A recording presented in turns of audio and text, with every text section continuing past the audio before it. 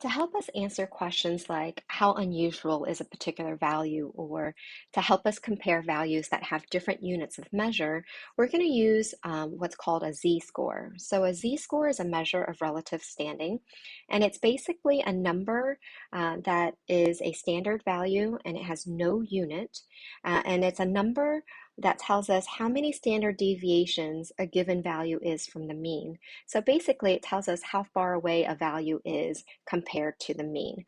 So there's a formula for calculating a z-score, and you want to make sure that you just have this formula memorized. So if we're looking at a sample, right, and you want to calculate the z-score for any data value in your sample, that z-score is x minus x bar divided by s. So this formula makes a lot of sense when we're talking about the definition of a z-score. So notice that you're taking your sample data and you're subtracting it from the sample mean to figure out how far away that value is from the mean. Now, if that value is smaller than the mean, then that distance is going to be negative. And so that means that the z-score is going to be negative. And if that value is higher than the mean, then in the numerator, you'll get a positive distance, which means that your z-score is positive. So right away, the sign of a z-score lets us know if a particular value is above the mean or below the mean. And then once we calculate that distance, we divide it by the standard deviation.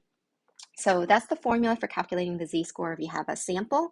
And then if we're looking at the population, we can also calculate a z-score, and it's the same idea, right? Take the value, see how far away it is from the population mean, which is mu, and divide it by the population standard deviation, which is sigma. And so we typically, when it comes to rounding, we typically round to 2 decimal places when we're talking about z-score. So that's just a common rounding rule that we use.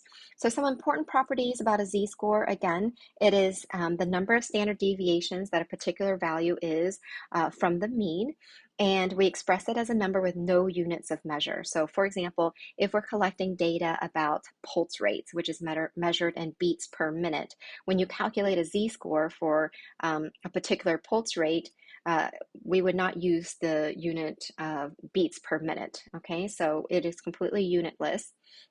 And the sign of the z-score tells us if that value is above or below the mean. So let's compare data with different units of measure. We'll look at the ACT versus SAT scores. Now, if you're not familiar with these tests, these are 2 different standardized tests that seniors typically take so that they can apply for college. And the SAT is based off of points that range from, I think, 0 to 1600, and the ACT their scores range from 0 to 36. So the highest that you can get, I think, is like a 36 on the ACT, and the highest on the SAT is a 1600. So clearly 2 different ways of measuring performance on 2 different tests.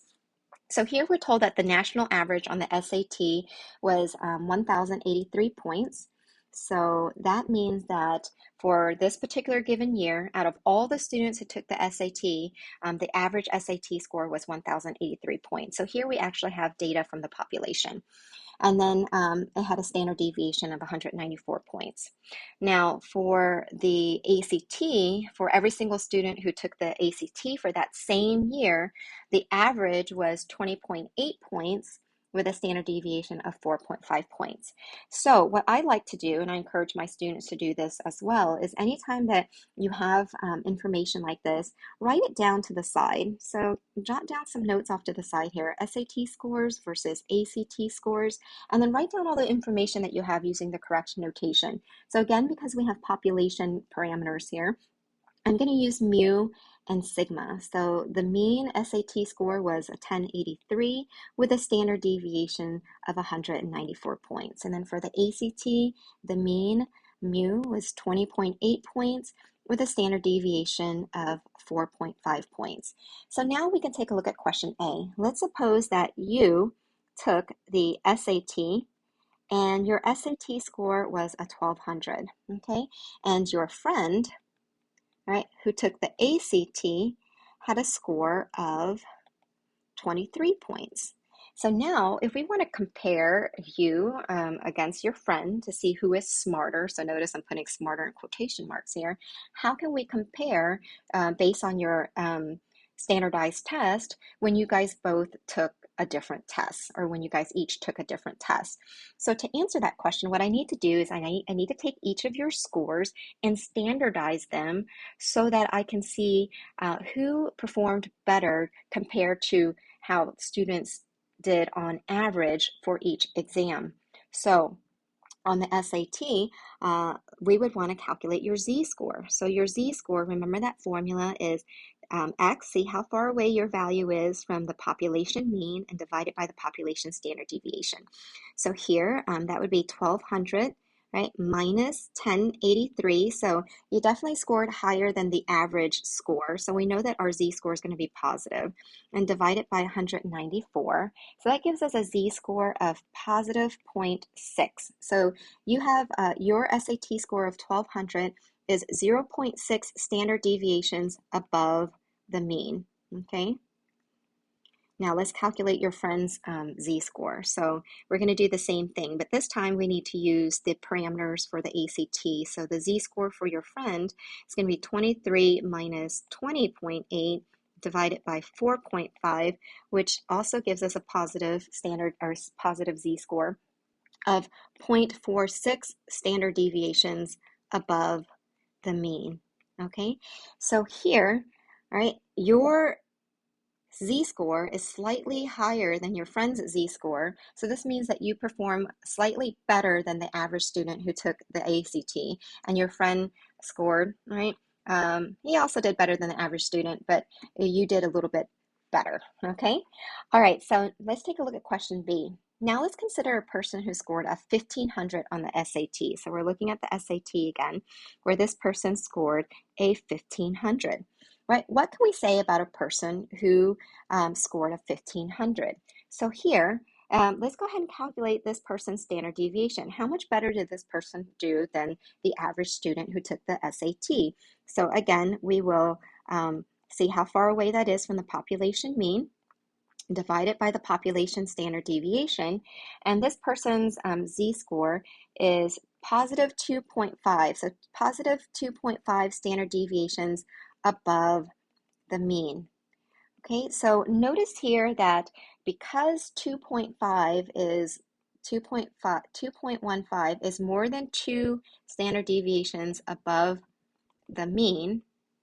Okay, if we use the empirical rule, so remember the empirical rule, it says that values that are higher than 2 standard deviations from the mean, all right, occur only about 2.5% of the time.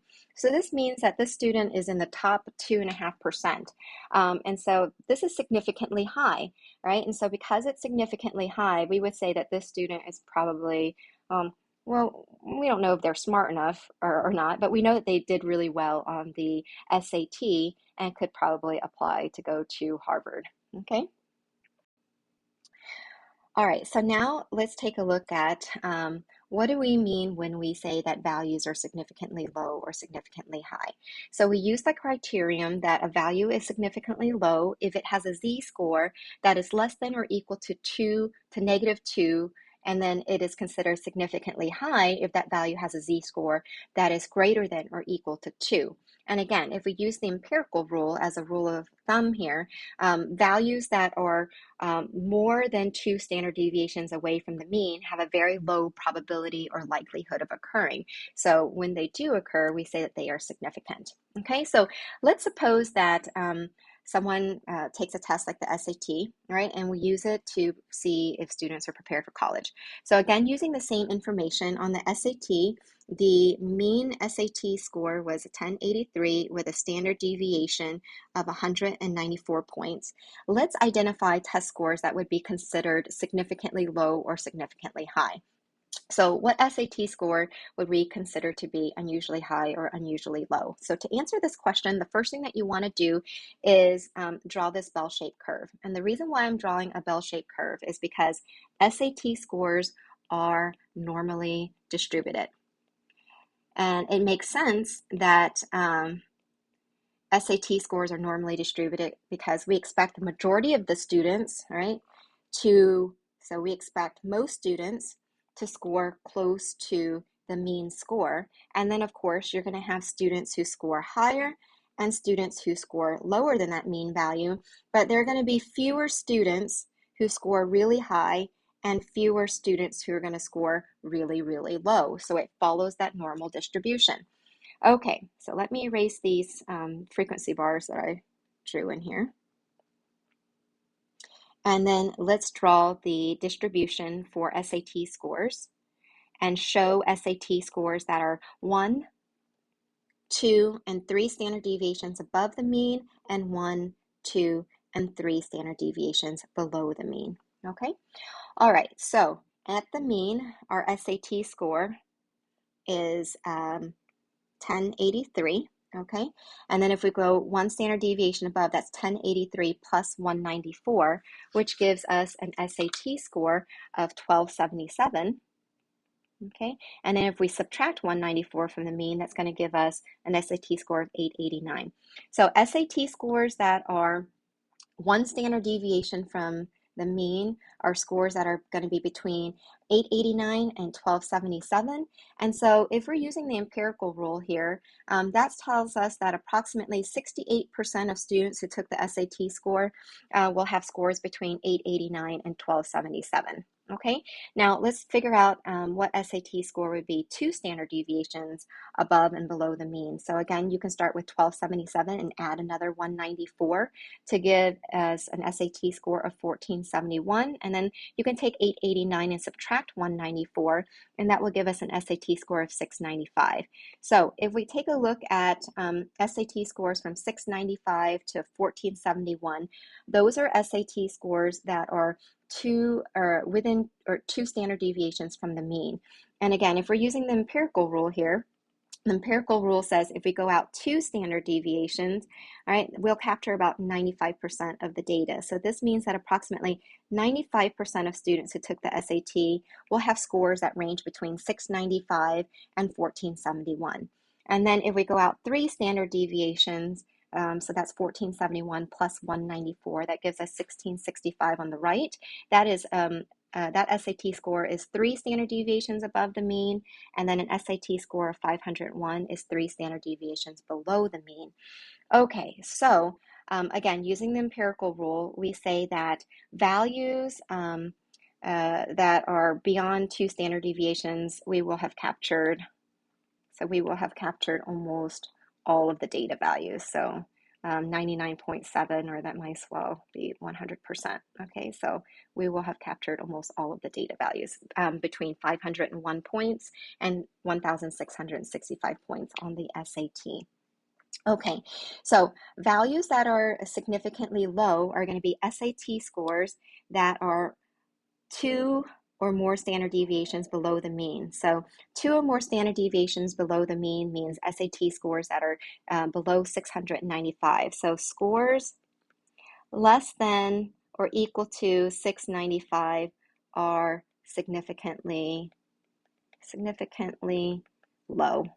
Okay, and they're significantly low because only about 2.5%, again, using the empirical rule here, we're just approximating. So approximately 2.5% of students will have scores less than or equal to 695. And then scores that are at 1471 or higher, those are scores that are 2 standard deviations or higher. Those are considered significantly high. So scores that are greater than or equal to 1471 are considered significantly high, okay? And again, it's because approximately only 2.5% of students will score a 1471 or higher.